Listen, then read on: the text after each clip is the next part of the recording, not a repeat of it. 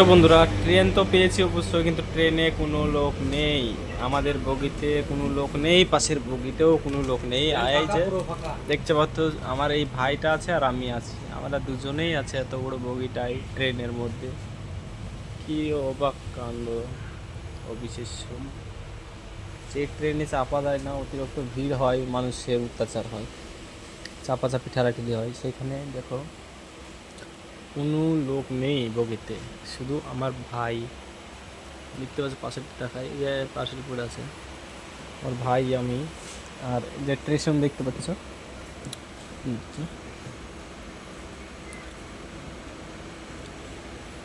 স্টেশনও পুরো ফাঁকা।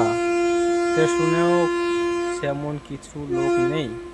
যে স্টেশন, প্ল্যাটফর্ম যাকে বলে,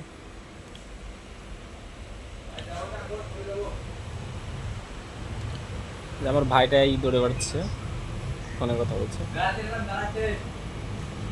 আর এইখানে একজন আছে, সেটা হচ্ছে পার্সেল যার আছে সে আছে। মোট তিনজন আছে একটা বলে, ও ছিল না, পরে এসছে।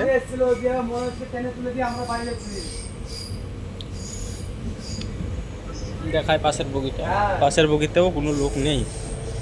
একটা হয়তো দুটো থাকতে পারে, না, নেই, এই যে ফাঁকা।